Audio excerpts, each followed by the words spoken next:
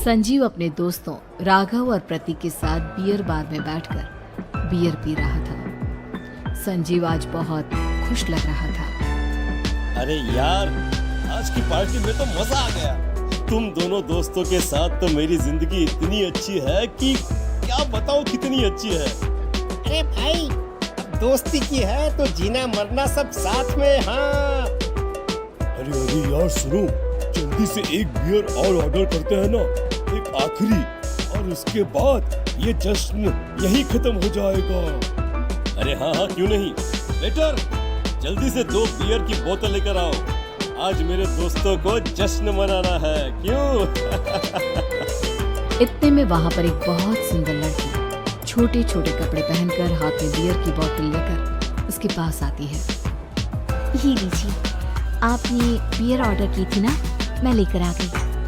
क्या बात है यार, इस बार की वेटर तो बड़ी सुंदर है। अब बियर लेकर आई हो तो अपने हाथों से ही पिला दो ना। हाँ हाँ, क्यों नहीं, जैसा आप बोलोगे मैं वैसा ही करूँगी। क्या बात है यार, अब तो लगता है रोज यही आना पड़ेगा। उसके बाद वो लड़की उन तीनों को बियर सर्व कर देती है।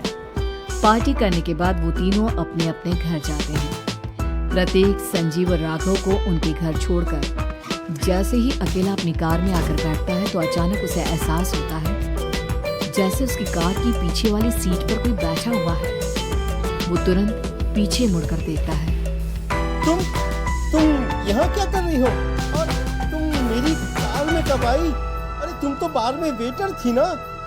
बस ऐसे ही मेरा दिल कर रहा था आपके साथ आपके घर चलने का, इसलिए मैं आपके साथ चली आई। अरे लेकिन तुम मेरी कार में आई कब? अभी कुछ देर पहले तो यहाँ पर मेरे दोस्त बैठे हुए थे। प्रतीक के इतना बोलते ही उस लड़के का चेहरा खतरनाक तरीके से बदल जाता है। उसकी आंखें पत्थर की तरह सफेद और पूरे शरीर पर नीली नीली नसें उभर आती है। गाड़ी चलाओ, पूरी स्पीड में चलाओ, और अगर तुमने गाड़ी रोकने की कोशिश भी की तो मुझसे बुरा कोई नहीं होगा। डर की वजह से प्रतीक के पसीने छूटने लगते हैं। उसका शरीर बुरी तरह से कांप रहा था। प्रतीक बिना कुछ सोचे समझे कार को फुल स्पीड से चलाना शुरू करता है। चलते चलते वो शहर से दूर एक पहाड़ी पर पहुंच जाता है और सामने अब सिर्फ पहाड़ी का किनारा दिख रहा है, जिसे देख प्रतीक घबराकर अचानक से कार को ब्रेक लगाता है। देखो देखो देखो देखो, मुझे छोड़ दो मुझे। अगर मैंने गाड़ी जरा सी भी आगे बढ़ाई तो हम दोनों नीचे गिरकर मर जाएंगे। ये तो तुम्हें पहले सोचना चाहिए था ना। अब कुछ नहीं हो सकता।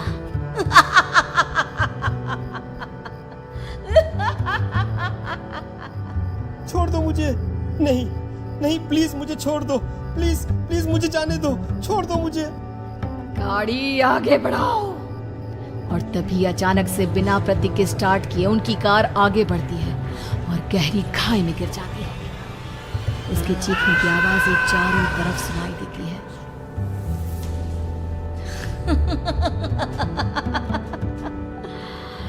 तुझे मारकर मेरे कलेजे में जल रही आग को थोड़ी शांति तो मिल गई, लेकिन अभी ये कहानी खत्म नहीं हुई। और फिर अगले दिन राघव और संजीव को पता चलता है कि प्रतीक की पहाड़ी से नीचे गिरकर मौत हो गई। अरे कल रात की तो बात है यार, हम सब बैठकर पार्टी कर रहे थे, लेकिन मेरी एक बात समझ में नहीं आ रही। राघव शहर से इतना बाहर उस पहाड़ी पर इतनी रात को क्या करने गया था? अरे यार, वही सोचकर तो मैं भी परेशान हूँ। हम दोनों को छोड़ने के बाद तो वो सीधा अपने घर जाने वाला था, और वो आत्महत्या क्यों करेगा भाई? कल रात तक वो कितना खुश था, हमारे साथ सेलिब्रेट कर रहा था। हाँ, लेकिन पुलिस ने तो यही कहा है कि प्रतीक ने अपनी कार को जानबूझकर पहाड़ी से नीचे गिरा दिया और आत्महत्या कर ली।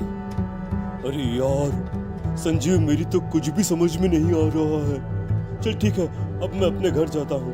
Okay bye. राघव अपने घर में अकेला था। दोपहर का वक्त था। तभी दरवाजे की घंटी बजी। कौन है? अरे 1 मिनट रुको, अभी आता हूँ। राघव ने जैसे ही दरवाजा खोला उसने देखा कि सामने एक बहुत खूबसूरत लड़की खड़ी हुई है। कौन है आप और यहाँ किससे मिलने आई हैं? देखिए ना, बाहर बारिश शुरू हो गई थी, मेरी गाड़ी खराब हो गई है। आपका घर नजर आया तो सोचा कुछ हेल्प ले लेती हूँ। क्यों नहीं, आइए ना, आइए आइए। मेरे कपड़े पूरे भीग चुके हैं, क्या आपके पास टॉवल मिलेगा प्लीज? राघव अपने बाथरूम से एक टॉवल लाकर उस लड़की को देता है। थैंक यू सो मच, अब मैं चलती हूँ। अरे इतनी क्या जल्दी है? आप चाहे तो बारिश रुकने तक यहाँ पर रुक सकती हैं। हाँ। लड़की ने पलटकर राघव की तरफ देखा। नहीं, मुझे जाना होगा, मेरा काम बाकी है। और वो वहां से चली गई। उस लड़की के जाने के बाद राघव अपने बाथरूम में नहाने के लिए गया और जैसे ही उसने बाथरूम में देखा तो उसका टॉवल वहीं पर लटका हुआ था। उसने टॉवल हाथ में लिया तो देखा कि उसका पूरा टॉवल खून के धब्बों से सना हुआ है। अरे अरे ये क्या? ये टॉवेल तो मैंने उस लड़की को दे दिया था। ये वापस मेरे बाथरूम में कैसे आ गया? और इस पर ये खून के धब्बे कहाँ से आ गए? राघव ने आईने में देखा तो उसकी गर्दन पर एक बड़ा सा चाकू का कट लगा हुआ था जिससे खून बह रहा था, जिसे देख राघव के होश उड़ गए। हाँ, अरे ये क्या? मेरी गर्दन इतनी ज्यादा कटी हुई है और मुझे दर्द भी नहीं हो रहा है। ये क्या हो रहा है मेरे साथ?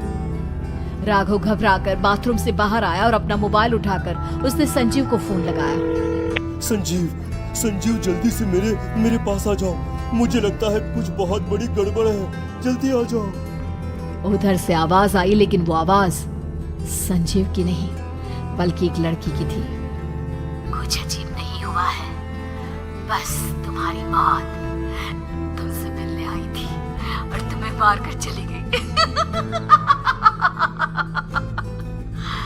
अब तुम इस दुनिया का हिस्सा नहीं हो राघव, इसलिए तुम्हें अपनी गर्दन के कटने का दर्द भी महसूस नहीं हो रहा। नहीं, ऐसा नहीं हो सकता, ऐसा नहीं हो सकता। कौन हो तुम? तुम्हारी मौत। अब संजीव के पास खबर पहुंचती है कि राघव ने अपने ही घर में चाकू से गर्दन काटकर आत्महत्या कर ली। ये सुनने के बाद संजीव के होश उड़ गए। वो पसीने से तरबतर हो गया और एक अनजाना डर अब उसके दिल को सताने लगा। संजीव के साथ ही उसका एक छोटा भाई राजीव भी रहा करता था। अपने भाई को इस तरह परेशान देखकर राजीव उसके पास आया। अरे भैया, क्या हुआ भैया? आप इतने घबराए हुए क्यों लग रहे हैं? प्रतीक और राघव की मौत, मेरा मतलब मेरी कुछ समझ में नहीं आ रहा भाई। अचानक से मेरे दोनों दोस्तों ने आत्महत्या क्यों कर ली? अरे वो तो मेरी भी समझ में नहीं आ रहा है भैया।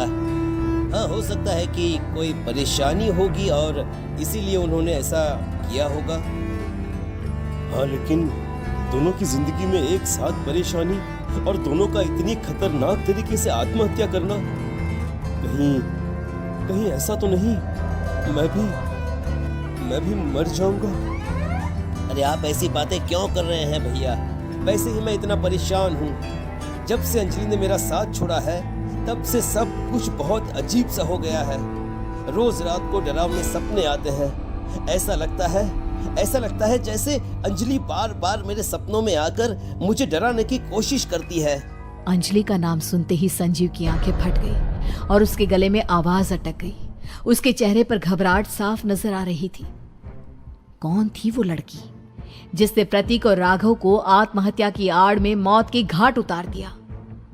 और कौन थी अंजलि जो बार बार राजीव के सपनों में आकर उसे डरा रही थी? अंजलि का नाम सुनकर संजीव इतना घबरा क्यों गया? इन सवालों के जवाब जानने के लिए देखिए इस खतरनाक कहानी का अगला भाग।